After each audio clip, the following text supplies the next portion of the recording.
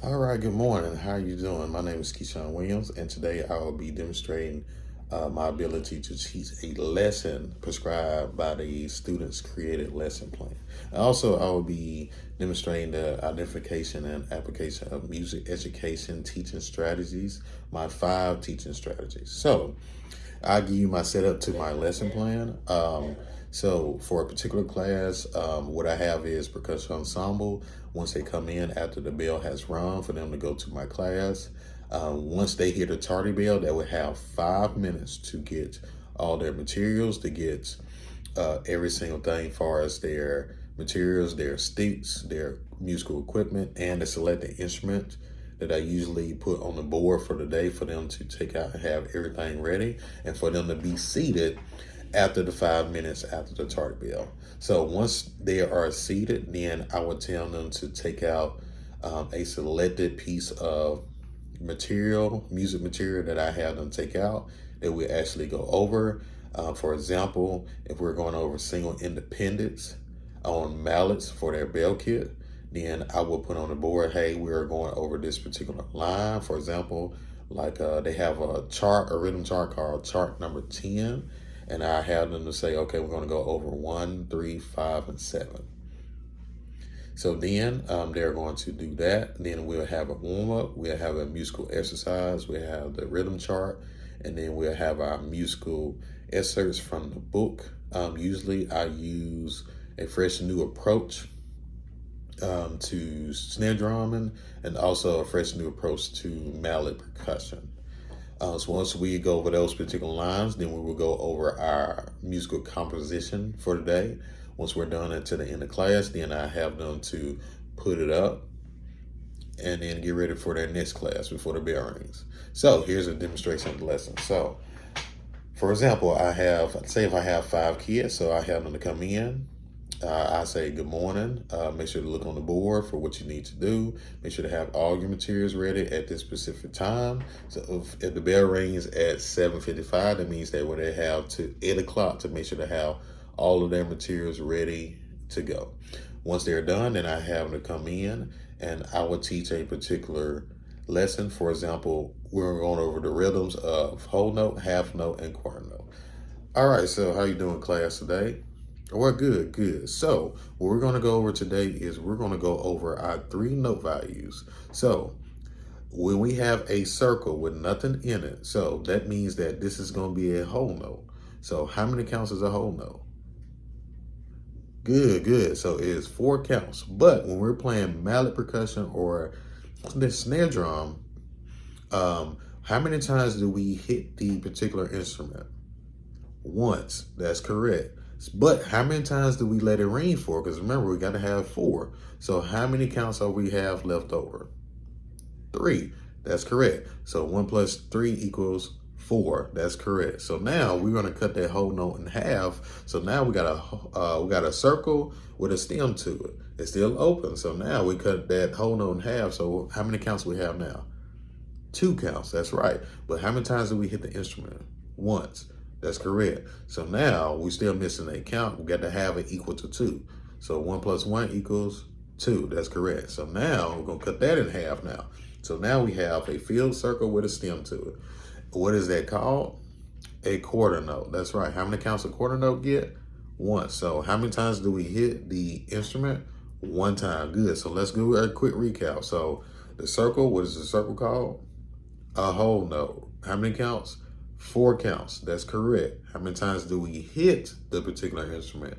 Once, and we let it ring for 3 counts. Remember, 1 plus 3 equals 4. That's correct. So now we got a circle with a stem to it.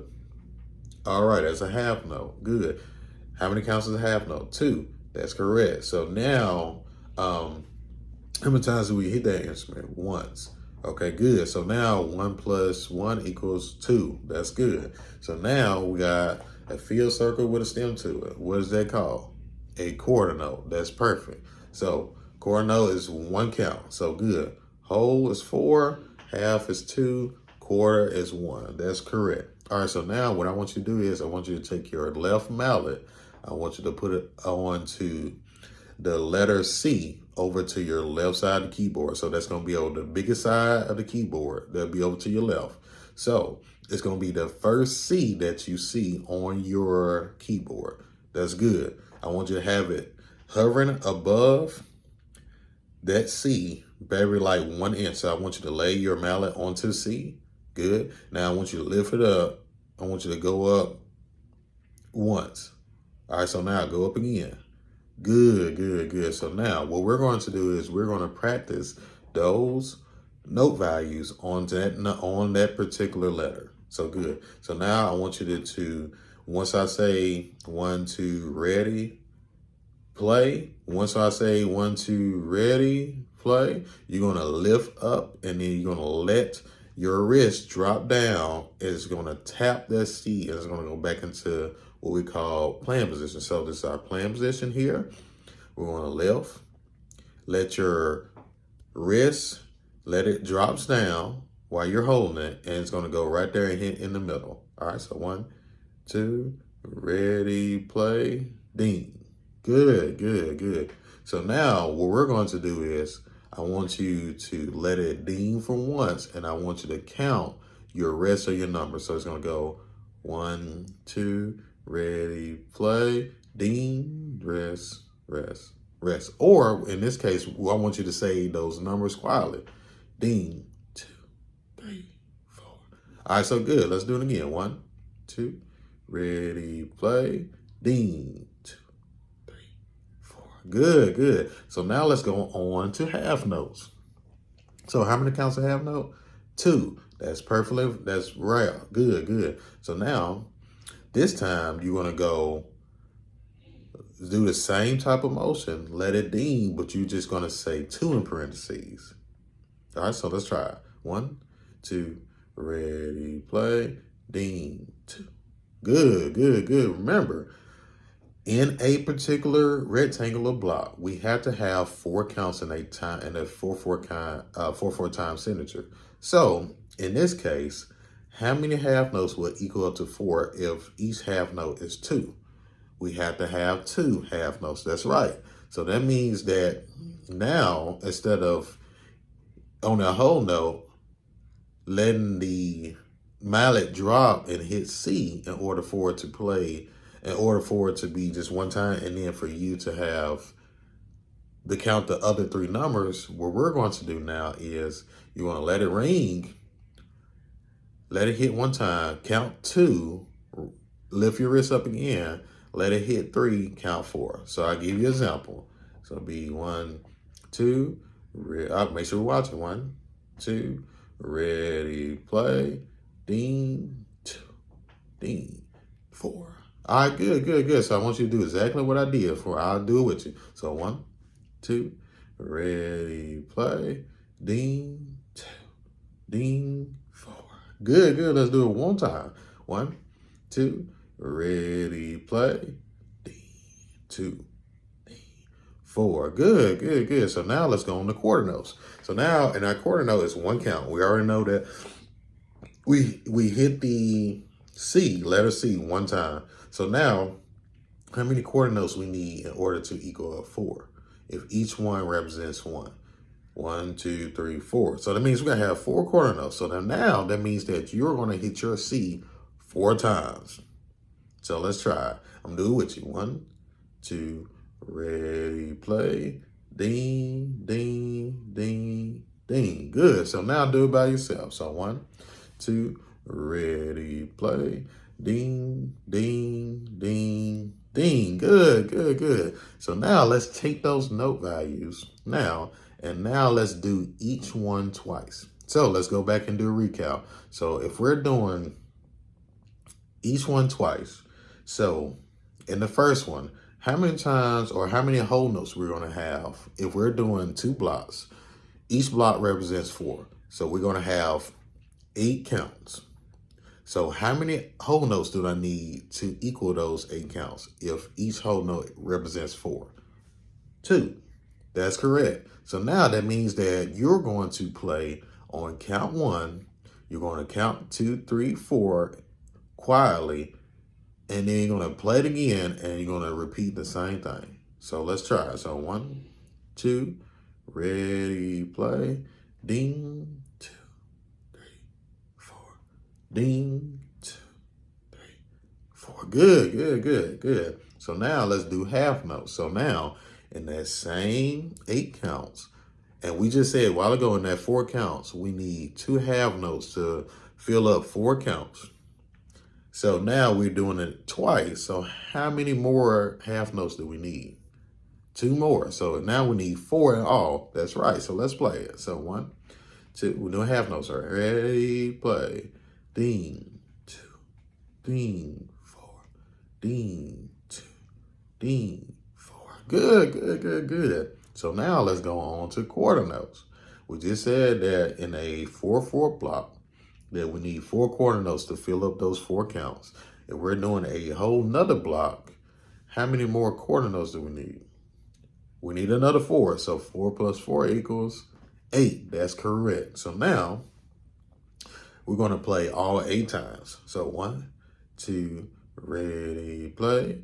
Ding, ding, ding, ding, ding, ding, ding, ding. Good, good, good. Now we kind of rush a little bit. So now let's do it again. So I'm going to give you a tempo. So every time you hear this click, I want you to match up that sound with this click. So 1, 2, ready, play. Ding, ding, ding, ding, ding, ding, ding, ding. Good, good, good. So now, in the end, with that, I will have them to do the same thing with their right hand, to switch over and do their right hand.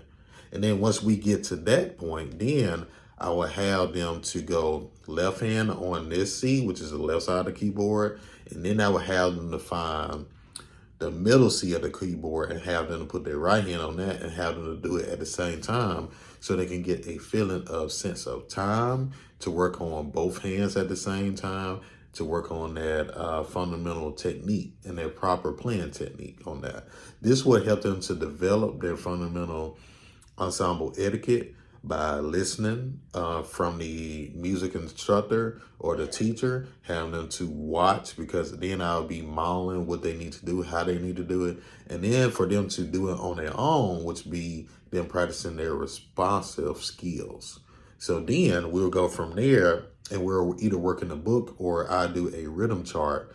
For example, like I said earlier, rhythm chart 10, that'll be 1, 2, it'll be either 1, 2, 3, 4 or 1, 3, 5, 7, or I do the even numbers, just, a particular line to help them kind of stretching up those rhythmatic accuracy skills as well as their sight reading skills. Because in the book, I can be able to pick a particular line for them to practice those skills, practice those sight reading skills, which means that music that they never seen before, but to be able to use the previous knowledge that they learned before to apply to that, to kind of figure out, okay, what do I need to do to be successful in my individual playing or in my ensemble playing.